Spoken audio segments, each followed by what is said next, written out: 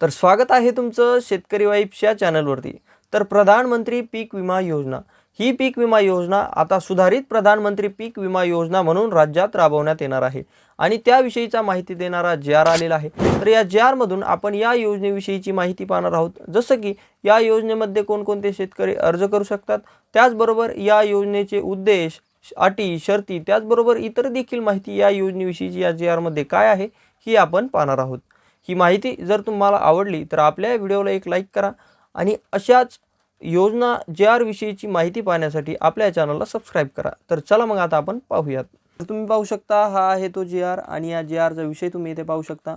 सुधारित प्रधानमंत्री पीक विमा योजना खरीप हंगाम 2025 व रब्बी हंगाम 2025-26 करिता राज्यात राबवण्याबाबत आणि या जी.आर.ची दिनांक 24 जून 2025 तुम्ही इथे पाहू शकता। त्यानंतर तुम्ही पाहू शकता या जी.आर.ची प्रस्तावना आहे। प्रस्तावनेनंतर आता आपण शासन निर्णय या सुधारित पीक विमा योजनेबद्दल काय आहे तो पाहूयात।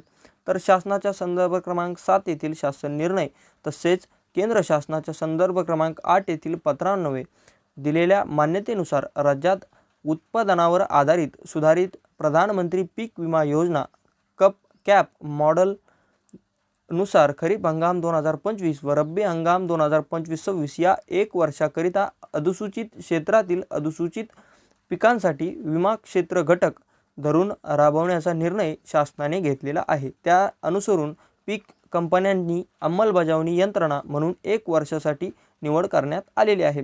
आता हा होता शासन निर्णय। त्यानंतर योजनेची उद्दिष्टे आता इथे पाहूयात। तर नैसर्गिक आपत्ती, कीड आणि रोगांसारख्या प्रतिकूल परिस्थितीमुळे पिकांचे नुकसान झाल्यास शेतकऱ्यांना विमा संरक्षण देणे। त्यानंतर पिकांच्या नुकसानीच्या अत्यंत कठीण परिस्थितीतही शेतकऱ्यांचे आर्थिक धैर्य अबाधित राखणे, शेतकऱ्यांना नाविन्यपूर्ण व सुधारित मशागतीचे तंत्रज्ञान व सामुग्री वापरण्यास प्रोत्साहन देणे, कृषी क्षेत्रासाठीच्या पत पुरवठ्यात सातत्य राखणे, जेणेकरून उत्पादनातील जोखमीपासून शेतकऱ्यांच्या संरक्षणाबरोबरच अन्न सुरक्षा, पिके विविधीकरण आणि कृषी क्षेत्राचा गतिमान विकास व स्पर्धात्मक वाढ हे हेतू सध्याच्या होण्यात मदत करतील। आता आपण याच्यानंतर पाहूयात की जे अधिसूचित पिके आहेत, या योजनेमधील जी अधिसूचित पिके आहेत ती कोणती आहेत हंगामानुसार। त्यामध्ये पीक वर्गवारी, त्यामध्ये तृणधान्य व कडधान्य पिके यांचा समावेश। त्यामध्ये खरीप हंगामामध्ये भात, खरीप ज्वारी, बाजरी, नाचणी, मूग, उडीद, तूर, मका।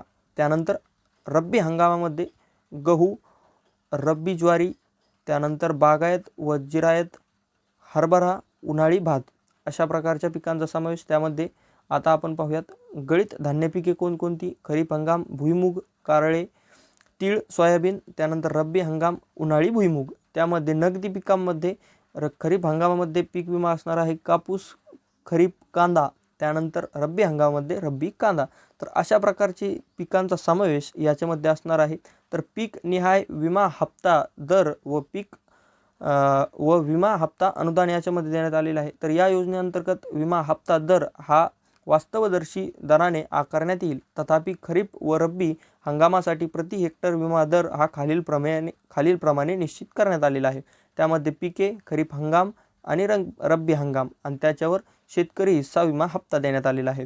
तर अन्नधान्य व गळीत धान्य पिके त्यासाठी खरीप हंगामामधील जो विमा हप्ता असणार आहे त्यामध्ये माहिती पाहूया। तर विमा संरक्षित रकमेच्या 2% किंवा वास्तवदर्शी दर यापैकी जे कमी असेल ते।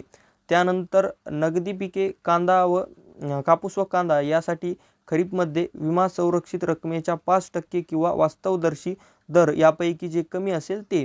त्यानंतर रब्बी हंगामामध्ये अन्नधान्य व गळीत धान्य पिके यासाठी विमा संरक्षित रकमेच्या 1.5% किंवा वास्तवदर्शी दर यापैकी जे कमी असेल ते। तर त्यानंतर रब्बी हंगाम कापूस व कांदा नगदी पिकांसाठी विमा संरक्षण रकमेच्या 5% किंवा वास्तवदर्शी दर यापैकी जे कमी असेल ते। तर अशा प्रकारचे दर हे विहित करण्यात आलेले आहेत या शासन निर्णयान्वये। तर हा शासन निर्णय होता सुधारित प्रधानमंत्री पीक विमा या योजनेचा।